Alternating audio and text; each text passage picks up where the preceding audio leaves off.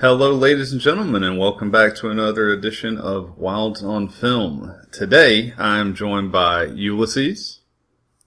Hey, hey. And Chris. Hey, hey. The three of us have kind of been talking about the X-Men films as of late, specifically the newer trilogy, X-Men First Class, X-Men Days of Future Past, and we all three went and saw X-Men Apocalypse. So today, we're going to kind of break down X-Men Apocalypse, but before we do that, just really quick, I want to know, we'll start with you, Ulysses. What are your opinions on the previous two films? Give us a short little brief description. What did you like or dislike about Days of Future Past and First Class? Alright, quick descriptions. Easily, I think this movie franchise has an excellent cast. I think almost every mutant was cast pretty damn good in my opinion. I love Michael Fassbender. I love James McAvoy. I love Jennifer Lawrence. There's just a lot of good. The one negative I have to give is I never liked who they got as Emma Frost. I don't know why. She never came off good. January Jones, who is from Mad Men and Last Man on Earth, are the two things I know her from. Okay. But the first movie, I thought it was good. It has its flaws. No doubt about that. It really does have its flaws. But in my opinion, without a doubt, Fassbender, McAvoy steal the show in that, and those two make that movie watchable. And Days of Future Past is probably one of my favorite superhero movies of all time. It's up there. I think it's great. It has an amazing cast as always. James McAvoy is amazing. Fassbender's good. They're really good. If you haven't seen them, you gotta go watch them. Chris, how do you feel about these two films?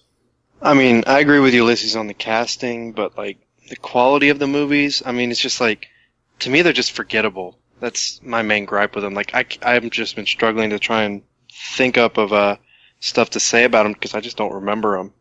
Really? Even First Class you had trouble with? Yeah, it's just honestly, I have a terrible memory as is. Usually if a movie's not great, I don't remember a lot of it. Sometimes I don't even remember the title of it, or if I've ever seen it. But I know I've seen these, and it's just I just don't remember a lot from it. That's just maybe unpopular, but that's just me. No, that's interesting. Now, I know, as far as First Class goes, some people didn't there was a little bit more campiness, and part of that was because of the film being set in the 60s, and the way that they kind of wanted to approach the X-Men. They were really revitalizing the franchise with this film, and they knew that, and so they tried a little bit different of an approach. That film was directed by Matthew Vaughn, who did Kingsman, who did Kick-Ass movies and stuff like that. So it was kind of interesting to see his take on this. And I think the part that I remember people talking about the most that they didn't like are some of the scenes with Beast and Mystique and the montage scene. And I do remember the montage scene was really campy. But X-Men Days of Future Past, most of the complaints I heard about were simply that for non-comic book fans, the story was a little bit confusing because it kept jumping, back and forth between the past and the present and all that. And a lot of what they changed, Days of Future Past has completely gotten rid of the third movie, X-Men The Last Stand. And now we know from Apocalypse, we're seeing this kind of new world because now this alternate timeline, because interactions that happen in the first couple of X-Men movies happen in this movie. Characters meet for the first time. So we're kind of writing a new timeline, which is a really interesting way to take the franchise. For those who don't know, X-Men Apocalypse, of course, takes place in the 1980s, and it centers around the team having the events of Days of Future Past. Things have kind of settled down. The school is open. Kind of what we're picturing as the humble beginnings that we know from the comics of the Xavier School. And a new villain wakes up. He's woken up by Maura McTaggart, who's a character in the comic and in the cartoons and everything, forgetting to pull a blanket back over a hole. Yeah.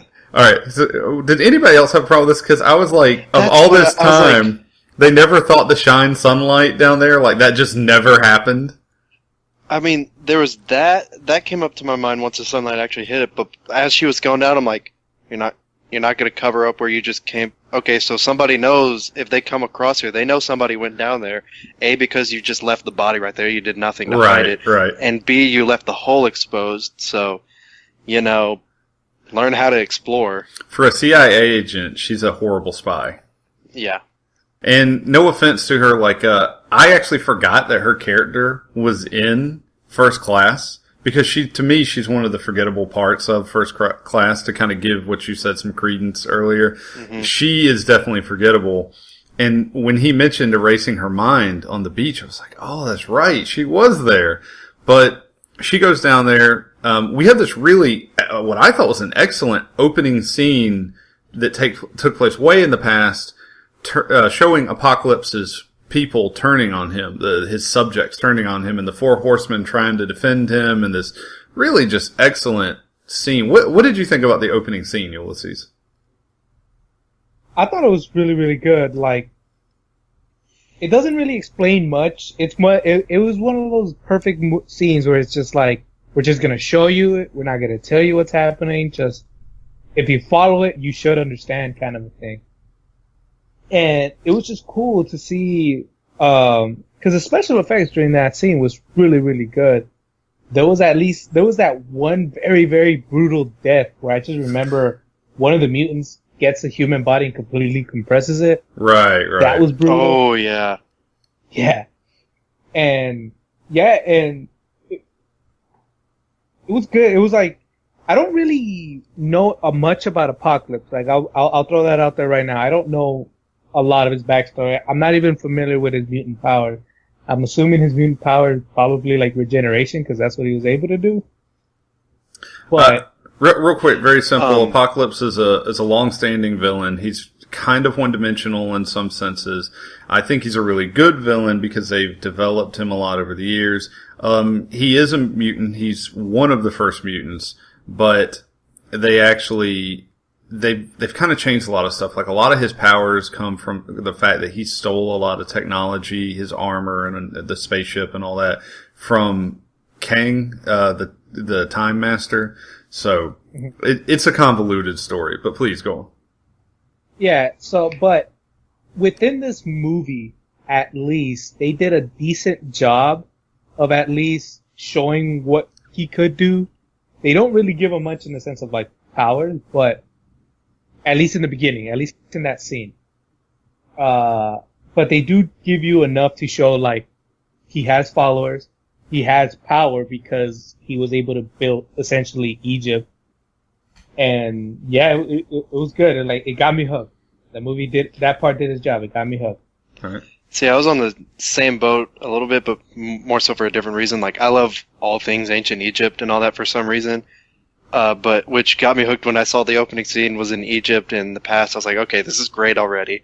And, the opening scenes where I was like, the first thing they did, you see him coming in on this big, don't know what to call it, but they're carrying him.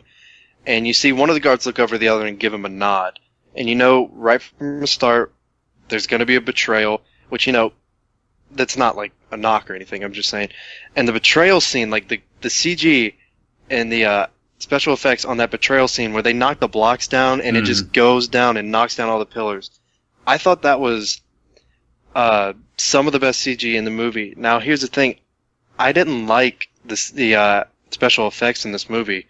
I didn't think they were that good, honestly. I thought they were good if it was a video game, which it kind of had that feel like it was more of a video game than a movie to me, but that's just me. And it would have been good for a video game, which it was okay for a movie. It had its moments where it's just oh, okay, I know you did this all on the computer, but that's just a generalization. But the opening scene had a couple brutal, just outright brutal deaths where you said where he just compressed that one guy into oblivion, and then one guy got smashed, and and they did that movie thing that always makes me mad when they do this. Apparently, in any form of entertainment, when somebody jumps, they have to yell. If that guy would not have yelled, he would have ended the entire movie. But that's just part of the movie. If he wouldn't have yelled, he wouldn't have got compressed, whatever. But yeah, that opening scene was pretty good in my opinion. Just love all the ancient Egypt garble and all that. Right. Well, we'll talk a little bit more about the special effects, especially towards the end, because I think the special effects were hurting the most in the last scene of the movie, and we're going to talk about that. The next few scenes that we get set up the different characters. Apocalypse wakes up in modern-day Egypt, and he runs into Storm. We get some scenes with Mystique rescuing Nightcrawler and Angel. Some really good stuff here. So let's talk about some of the secondary characters that they brought back into the franchise. Storm, I actually really like the actress who portrayed her, but she didn't have a lot of on-screen time. Some of the lines they gave her, she delivered very well, especially when she's talking to Apocalypse, talking about Mystique. And I think the one where they dropped the ball here the most was Angel, but we can talk a little bit more about that. And I know a lot of people really enjoyed Nightcrawler. What did you think about these extra characters, Chris? Let's see. Yeah, like you were saying about Angel, I'm just underwhelming. He didn't do much. That's always a problem with a lot of these characters. There were a few that did a lot and a lot that did nothing. Storm was kind of in that middle boat where she helped further the plot in the beginning, and then at the end, she just kind of came out of nowhere and did what she did. And I'm blanking on the names. Oh, Nightcrawler was by far and away the best part of this movie to me, because I always love characters who you can tell what their motives are without them blatantly like just saying it. You can tell by his voice, by his actions, by like the way he moves, that everything he does, like once he gets rescued by Mystique, he's just happy that he's not where he was, and he'll do anything to make sure that he just doesn't go back to Germany and become in the mutant fights again. And that's what I love about it. And his powers I actually really like. I haven't read these series of comics, but I love and I'm not really familiar with the X-Men universe, but his powers, I just like the idea of his powers where he can teleport to anywhere he can see or anywhere he's been, which came into play a lot in the movie, and a lot of people missed it and got frustrated that it's like, wait, how was he able to go all the way back there? He wasn't able to see it, but that's just people I was with. But he was just one of those characters that I just had a lot of fun with because he was genuinely funny as well. And he had a clear motive, which I liked. All right, Ulysses, let's talk about that, what you thought of the secondary characters, but also I know that you and I not long ago had a conversation about Psylocke, so let's throw that into the mix. What did you think? All right, so I'll throw out first. Let me talk about Storm. Storm is my second favorite mutant behind Beast, so I was really anticipating Storm, and let me just say they nailed it. Like, I'm happy with the casting. As this might sound like dumb or anything, but I was happy that they went with the direction of she's from Africa. Let's give her that accent, not the whole Halle Berry thing, which I never liked to begin with. Did Halle Berry she did try the accent in the first X-Men movie, but by X2 they completely dropped it. Ever seen a toad in a storm or whatever the hell that line is? Anyway. I won't go too off on Nightcrawler because you could legitimately just copy and drag what Kaufman said, because he's probably the second best character in this movie. I'll get to the best later on. And now this is where I agree with Steven and both of you. I remember reading a lot of things because I try not to read reviews before I go watch these comic book movies, just because I like to go with the fresh mindset. But the one thing I remember reading is that the villains are, like, dull, I guess. Psylocke and Angel were, like, non-character. Like, I did more to contribute to the mutant cause than those two did in the movie. Because they practically did nothing in my eye. Yeah. Like, I was just reminded of Psylocke. I completely forgot to say, sorry about this, but all Psylocke did was pass out and run away. That's all she did in the movie. But continue, Ulysses. She cut a bunch of things. She cut some cars and tried to cut some people.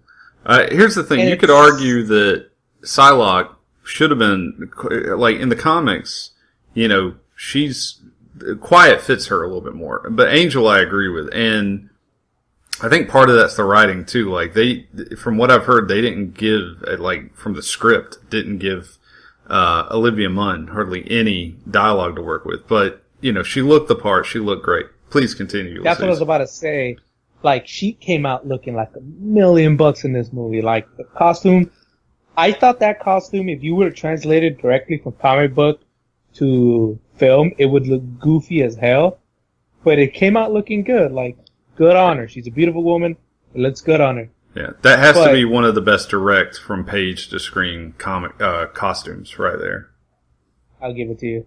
And the Angel one sucks so much just because he's a pretty interesting character when you think about it, because doesn't he like lose his wings and Apocalypse gives it to him but double crosses him and turns him into Angel? Well, that was the deal. He could get his wings back, but he had to come work for Apocalypse, and he gives him the metal wings and everything. And that's a great story arc. You can't do all that in one movie, but yeah. And now, the only thing I'll say, I agree with everything you've said about Angel so far. He did have an awesome death. He probably had the best death of the movie, in my opinion. He did. Wait, he died? Didn't he just get caught in a cage? He got caught in the plane as it was falling, and he basically blows up with the plane. That is correct. Yeah. I apologize. That's correct. No, that's cool. Yeah, So they could have worked on the Horseman at least. So earlier you mentioned that you really enjoyed the acting from, of course, McAvoy and Fassbender, and I agree. In the previous two movies, they have some great scenes together, and it's very unfortunate in this movie that those two actors have, like, two scenes together? Like, they have very little actual on-screen time talking to each other. And one of the travesty. Yeah, and one of the things that I didn't like was Fassbender gives us some amazing acting when we meet Magneto, and he's moved to Poland, and he's tried to recreate this new life for himself, and he has a wife and a daughter, who is his kid, and he's working in this metal factory. And unfortunately, an incident happens, and for some reason, he saves somebody, but he throws his hand out, and so everybody realizes, it's him that did it. And yeah, you could argue that they've done in other movies where he didn't have to move his hands to use his powers, but let's not get into that. It works for the drama. My problem with this scene is, and I want to know what you two think.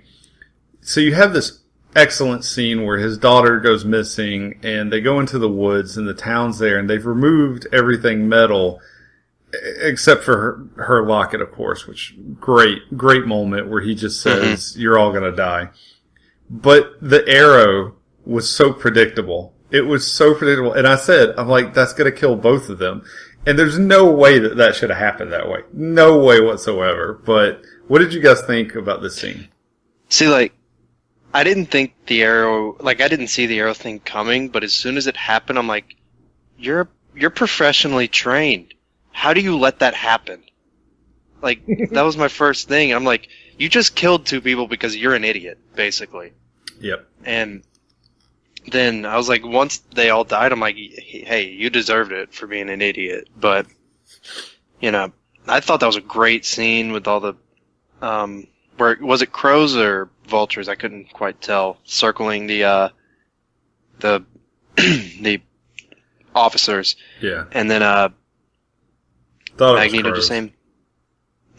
just saying, all right, you're all done. I'm just gonna run this locket through everybody's neck. That was a great scene. Can I just say one thing about that scene that I didn't like? Doesn't the thing that he did, him going I don't want humans to think I'm a mutant, isn't that very not Magneto? Because isn't Magneto very mutant pride? I gotta do what I can for mutant. And for him to just willingly go, oh no, I don't want humans to know I'm mutant. Right, sure. Isn't that really anti-Magneto? Well, one, this is a little bit different from the comics. Two, what we usually get that from is older Magneto, so you could argue that this is him when he was trying to live a different way. You know, this is him when he's like, well, maybe I can just have a normal life. So, this is still a young, growing Magneto. Okay, then. All right, then that, I guess, if you explain it that way, it does make sense. But yeah, Michael Fassbender acted his ass off during that scene. I loved every second of that. Right. Let's talk about another character that I think needs a little bit of attention, and that's Oscar Isaac and his performance as Apocalypse. I said earlier, and I stand by this, that it's a hard character to pull off. Like, a lot of people were saying that he looked bored in the role, but I think that's mostly because of the direction that he was given. Apocalypse is an ancient, entity. He probably would seem bored with most things. And you have to play someone who is supremely superior and stoic. And so I actually thought he did a great attempt at this. Now, I will say I was a little disappointed because I love the voice that they had for Apocalypse in the 90s X-Men cartoon. And Chris, I'm guessing you haven't seen much of that cartoon. No. Yeah. But Ulysses probably knows what I'm talking about. They did this really good kind of altered voice for him. And so the voice was a little bit disappointing, but I was glad that we actually got to see a little bit of Oscar Isaac's face and his facial expressions, even though there wasn't like a ton to look at, because like I said, I think he was trying to play the role. He was trying to be stoic. He has some very epic speech moments where I really felt like he was this, ancient bad guy. So, I don't know. Overall, Chris, not knowing much about Apocalypse, what did you think of Oscar Isaac's performance? I was getting a lot of like Emperor Palpatine vibes from him, if you get what I'm saying. Like, he knows he's in control of everything, and there's nothing that can come against him that he will be able to defeat him, which would explain like why he's bored. And it's just like, I liked his character in this movie just because I loved how he can learn anything just by coming in contact with it. Or is that the exact part? Like, I know he touched the TV and learned like all the languages and all about nuclear warfare and all that just from touching the TV. And is that like, once he come in contact with something, is that how he learns? Or am I wrong? In the comics, he has a ship, and I guess they didn't want to go this route, that does all that kind of shit for him. Like, he has an actual spaceship that he stole, and like, there's a computer on the spaceship, and I just blanked on the name of the computer, and it does like all that stuff. So I guess they just wanted to simplify that and not have to explain all that. Yeah, but like, everything about his character I liked. I mean, I never got the sense that he was, well, I did get the sense that he was bored, but it was like, it wasn't bad per se to me. I actually liked that because he's an ancient being. I mean, he's done this time in and time out. Of course he's going to be bored. I thought it was just a perfect casting and he just nailed the role, honestly. What about you, Ulysses? Okay. Like I said earlier, where a lot of, like, reviews said that the villains were dull.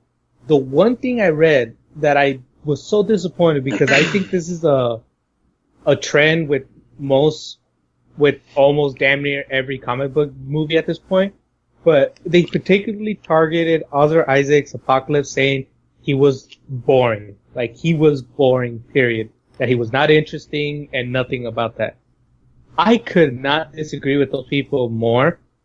I think he was the most interesting villain I've seen in a comic book movie since, like, Loki, because every other comic book villain that's been adapted to a film has been boring. And I found him really interesting. Like, I guess how you could say, like, he sound bored or being bored, but I think that's more of how he talked. Like, he talked like he belonged back in those times during Egypt and all that. He talked very biblical, which would explain why people would think he's boring. Exactly. But nothing that he was actually saying was boring. Like, I was entertained. I loved when he went on, like, one of those speeches that you said, Stephen, where he was talking about how he built this world for you guys, and you guys turned it to shit. So it's my job to bring it back to its glory, kind of a thing. Right. And I thought I was at the edge of my seat, going like, I don't know. I'm kind of with this guy. Like, I'm. What can I do to help the cause at this point? And The whole the weak have become the powerful, and look what they've done type of speech. Exactly. That speech he had. Yeah. that was great. Mm. All right, so let's talk about Quicksilver. Now, in Days of Future Past, Quicksilver had one of the most memorable scenes, which of course is, we're just playing the song, If I Could Put Time Into a Bottle, and then, he's going around it was like a kitchen area in the Pentagon. Really well done, amazing scene. So of course, they had to do it again. They had to try to top themselves.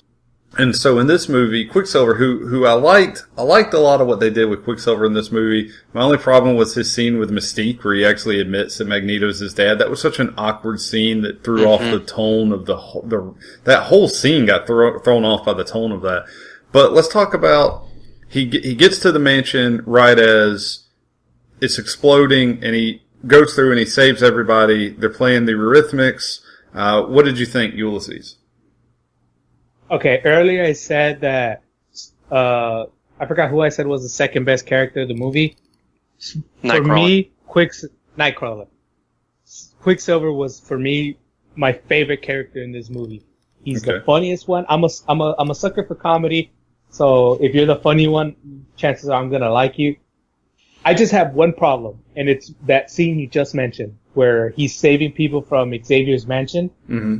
It's like he tries to do funny things. Like, some things are funny, like when he's running with the pug. Oh, I love that scene. But you would love that scene. He's putting too much theatrics into saving people's lives. No, for me, the barbaric thing is that, like, cool, Quicksilver saving the day and all that, but Havoc just died, and nobody's and we're just gonna go from this dude died to happy, funny music scenes like that. That to me was kind of like it made me think about it, like, in a sense where it's like, well, that's kind of barbaric, but whatever. If they don't address it, that's fine, but they immediately address it when the scene's over. And they just move on from it right afterwards. It's like, my brother, I can't find him. He's dead. And you could say, like, okay, well, we'll have to grieve later, which is kind of a sentiment in a lot of X-Men comics. It's like, we'll have to grieve after we save the world. But they really don't go back to it at all, so it really kind of, I don't know. I agree with you. And I hated that because the guy who played Havoc, I thought did a really good job in this. And it's really weird because he's the new MacGyver TV show. That's who that actor. But all in all, I agree with you about Quicksilver. Chris, what did you think? Which of the two scenes did you think was better? The one from Days of Future Past or this one? This one, honestly, it was just hilarious in my mind.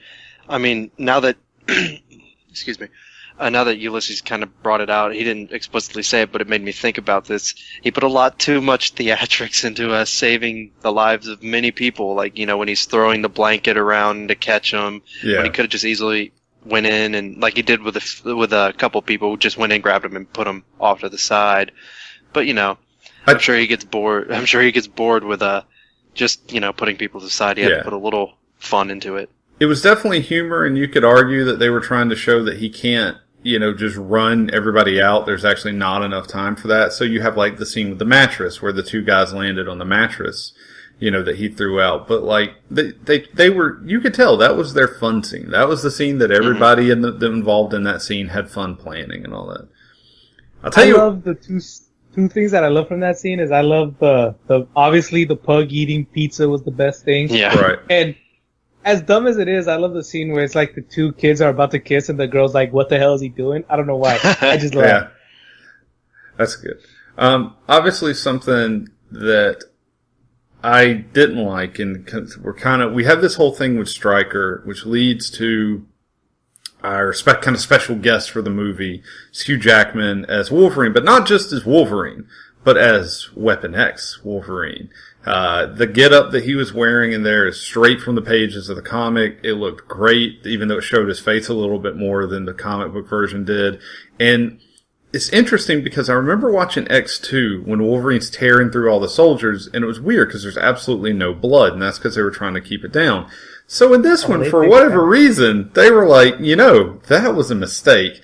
And they let him tear through some people. What did you guys think of the scene with Wolverine? Okay, two things. One, I'm almost certain Quentin Tarantino directed that for the amount of blood that was on that damn thing.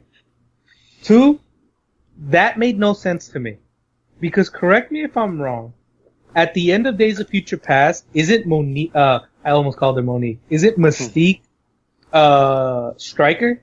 Okay, so yes. And basically they just ignored that. And that's stupid, and I don't know why they did that. At the end of Days of Future Past, I'm like, wait. Okay, we've already proven he still gets his adamantium one way or the other from the scene, right? So, because he pops his claws again. So, that means that Mystique either willingly, who we just saw is supposed to be kind of turning a new leaf, either willingly hands him over to Stryker, or that she did something but it didn't take. So either way, it just made her look bad. And I was right, and they just ignored it. They never went back to that in this movie. Yeah, that's the only thing I didn't like about that whole scene. Agreed. It made no sense to me. Yeah, it kind of felt like, alright, we need a way for these heroes to escape and all these guards to die. Let's shoehorn Wolverine into it. Yeah, a lot of people were saying they should have either done... there are plenty other people. There have been 15 Weapon X projects technically. You had people to choose from. Fox has the rights to use almost all of those. So, but, well, we could speculate on that. It was neat. It was neat to see Hugh Jackman just tear through those guys. I know one of the actual soldiers was Bryan Singer, so it was neat to watch him kill Bryan Singer. But here's my issue with this. So, that scene really felt like it was kind of tacked on, which in a way it was, because we know now that Wolverine originally was supposed to have kind of a different or a bigger role in the movie, and they changed it to be that, which is cool. It worked out, but then it goes into the final fight scene, which in my opinion, the movie is already long, but this final fight scene is just way too long. And they Can I just say something real quick? This movie was awkwardly paced. Typically in movies, you'll have build up, middle of calm before the storm, and then everything happens, and then there's the calm after the storm, for lack of a better term. This movie, it just went from, I think it was 2.5 hours long? Yeah, it was right under 2.5 hours. It was excuse me, an hour 45 of just straight build up. And then that last part of the movie was just the entire fight scene. It just kind of jumped from one to the other, no transition into it, which I just kind of had a little bit of a problem with. But hey, I'll just let you continue. No, and I agree with you. The pacing, you're right about the pacing, especially after the mansion scene and leading up to the final fight. Definitely. So, what I was going to say is that you have this final fight that I thought the idea was really awesome, but the execution was poor. And we got two things in it that I thought were really neat that needed their own scenes. One is the astral battle between Xavier and Apocalypse, where Apocalypse shows off his growing and shrinking powers and stuff he can do, which he does a lot in the comics and in the cartoon and all. And I also thought that the whole thing with his horsemen turning on him, that needed more development. We understand why, because Storm sees Mystique and that's who she's idolized, and Magneto, but and I am glad not all of them, Psylocke and Angel didn't turn on him. It would have been kind of crappy and hokey if all four of them had turned on him, but I just thought that needed more time. Chris, what did you think about the end fight scene overall? I thought there was just there were so many things that happened that didn't need to happen. All of the I feel maybe they just said, all right, M. Night Shyamalan, here, we're going to let you direct the last part of this movie, because there's so many twists and betrayals right at the end, and you don't know what's going on, and then it's just confusing to me, and all the while the special effects looks like it's straight out of a video game. Because all that stuff surrounding Magneto and all of his gaining of the metals and various metals from across the world just looked dumb, in my opinion. And he's just off there. He's just off over there on the side, just kind of hovering about with a couple of people just next to him, and he doesn't even notice. And I just thought they tried to incorporate everybody. And by the way, Oh god, I'm blanking on the name. What's it called when you only have one eye? Cyclops. Cyclops. There we go. Yeah. Cyclops. His character didn't need to be in the movie at all. He at the end, it's just like, okay, here, he's gonna be the guy who delivers the fun. Oh, nope, he got knocked down. Great. It's just it just reminded me of how there's just a lot in the movie that didn't need to happen, and they just kind of put it in there. Like, it was, to use a wrestling term, it was overbooked. It was. Pretty much. It was bloated is a film term that gets thrown around a lot when you have too many characters or try to fit in too many cool things, and I agree with that. Ulysses, what did you think about the ending overall? Okay, I disagree with the Cyclops thing. I like Cyclops. I thought he was okay. It sucks that they didn't give him any opportunity to react to his brother's death, but I digress. During the fight scene, the whole Storm thing turning on him reminded me that at the end of Days of Future Past, Wolverine tells Professor Xavier, you go find Storm, go find Jean Grey, go find Scott Summers. And they just don't. He finds Jean Grey, but he doesn't, like, Scott goes to him, he just stumbles against Storm. So it's just like, that was just my little pet peeve. I hate that. I hate this, like, and I understand it. It's the same reason for the whole Hugh Jackman showing his face. I hate the fact that Mystique is, like, spends, like, a good 2 minutes only in the movie. Yeah. As Mystique. Mm-hmm. And I get it. You can't cover up Jennifer Lawrence's face. Like, I get it. But it's like, come on. If you could cover Oscar Isaac, you could cover anybody, damn it. Yeah. Don't give me none of that. Well, it is partially that, and also, as you may know, the makeup actually used to make Rebecca Romijn sick. Like, she actually had to go to the hospital once, and she got really sick another time, because the makeup covers all your pores, and it can cause problems. And so that's why her makeup looks a lot thicker than Rebecca Romijn's. It's because they were using a different type of makeup. And it's apparently extremely uncomfortable. So I think she probably asked in her contract, like, hey, I don't want to spend as much time in the makeup. So I think that's both. It's because you're right, because Marvel did the same thing with Tony Stark. They didn't want to see the Iron Man costume as much as they wanted to see, Robert Downey Jr.'s face, because his face sells movie tickets. So I totally get that. I thought it was because she takes so many pictures of herself. Go ahead. I will say, ignoring your joke, Chris, the thing with Magneto, he does that a lot in the comics, which is the shield of metal around him. It did look very video game. I will agree with you on that. And real quick, going back to something we said earlier, I do think when I can tell your CGI doesn't look that great, it's got to be pretty bad because, visually I don't notice a lot of that stuff. But there were certain things in this part of the movie that the CGI, like in the sets and everything, just they look like they didn't spend a lot of time on it. Mm-hmm. And the one thing I incredibly disagree with Chris. I love seeing Magneto be able to pull the metal from the whole world. I thought that looked cool. Like, I think it looked cool. I'm saying for a movie, it could have looked better, if you get what I'm saying. Like, the idea was great, the execution was poor. I loved his magnetic shield around him. I loved that. I loved everything about it. I'm just saying the execution was poor in my eyes. Okay, I get it. Alright, let's talk about two things at the end. One, after the big fight, Apocalypse has been defeated, which at the end of that, of course, we bring out the Phoenix Force, which is supposed to lead into the next movie, where they're going to apparently do the whole trial of Jean Grey and the whole, Dark Phoenix saga. Okay, I don't know if I'm excited about that because the last film that tried to do that didn't do well, but hopefully it's in better hands now. So we'll see how that goes. But that's another one. I think Apocalypse could have easily been two movies.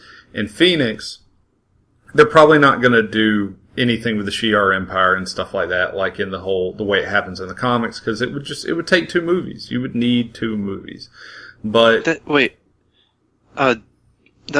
sorry to cut you off, but that was one of my biggest pet peeves with this movie is it was two movies. They just put two of them together, and halfway through they decided to abandon. I feel like the whole plot was basically older and younger. The younger members of the of the group all had their own separate movie within the movie that just got given up on halfway through the actual big apocalypse movie to make room for everything else. And then right at the end, they brought it back to the youngsters, and it's like, oh, hey, yeah, this was a cool thing all along. Which it just felt like they put two movies into one, which explains why it was 2.5 hours long. Yeah. But, go ahead. All right, but so we have at the end, we have them setting up the X-Men, right?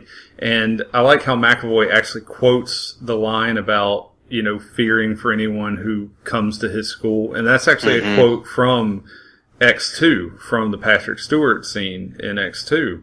I thought that was kind of neat. And we got to see a lot of the X-Men in their more classic costumes. Mystique's, Cyclops, Nightcrawler, all their costumes look more like what their actual comic book costumes look like. What did you think about the overall ending and the after credits scene, Ulysses? Okay. One of my pet peeves in comic books is the MacGuffin. I hate it so damn much. I hate it when the villains look so good and powerful, and they write themselves into a corner where they're like, damn, how are we supposed to beat the villain? And they just have well, I have this power, screw you. And that's what they did. That's what it was. That's how it came off to me, where it's just like, Xavier should have died, but we have a Jean Grey, so screw you, Apocalypse. It's the Exodia obliterate strategy. Yeah, and that bugs me. I hated that, and it sucks because Jean Grey was a good character. I dug her. I love that they showed early of her not being able to control her powers fully because she's a super powerful mutant. Yeah. But other than that, I didn't like it. I love their costumes. I love seeing the blue. I love seeing some of the red on Nightcrawler. I think Jean Grey had a little bit of green on her, which looked good. Yeah. And to talk about the after credit scene, I did not know what were they referring to, but my friend told me he believes they're gonna do Mr. Sinister. Yeah, Essex Corp. His Sinister's name is Nathaniel Essex, and that's his company. Okay. And it's probably leading into X-23. That's what it's probably leading into. I wasn't able to actually see the post-credit scene. What was it? They go where the Department H or whatever, Weapons Plus facility, where Wolverine was being held. They go in there and they're still cleaning up the bodies and all. And these two guys in suits come in and they get a sample of Wolverine's blood and they put it in a briefcase that's marked Essex Corp. And that's leading to Mr. Sinister. And there's a big rumor about X-23. So that's probably what they're going to use that blood for, is to make X-23. That's the big rumor. All right. To wrap it up real quick, overall, where do you think this film falls into the line of X-Men movies now? Most people, usually claim the X2 or First Class as their favorite. For me, it's the Generation X TV movie, but it's just me. But where do you see this movie falling in, as far as good X-Men movies? No comment. I'm unable to judge because I have not I'm not able to retain, apparently, enough memories of the previous movies. I did overall, though, if you want me to give a synopsis of the movie, my thoughts of the movie, it was okay. It wasn't bad. It wasn't good. It was just perfectly in the middle. And I just enjoyed it for its high points, and its low points really just kind of brought me down. It was an okay movie. I'd watch it if it were about an hour shorter. Again, I'd watch it again if it were about an hour shorter. All right. Ulysses? In my opinion, the only other X-Men movies that are better than this movie is First Class and Days of Future Past. I think it's better than the original trilogy. Really? I think it's better than Origin. I think it's better than the Wolverine and all that. It's listen, this movie is way better than Last Stand and X-Men Origins. That's for sure. I don't know. I have controversial thoughts about those movies. You do. You're weird about that. All right. Well, good talk. If any of you guys are listening and you want to talk to Ulysses or Chris about their thoughts on the movie or any X-Men film, even if Chris can't remember it, I'm going to put all their information in the description below, and you can find us all on Twitter. But until next time, you guys take it easy.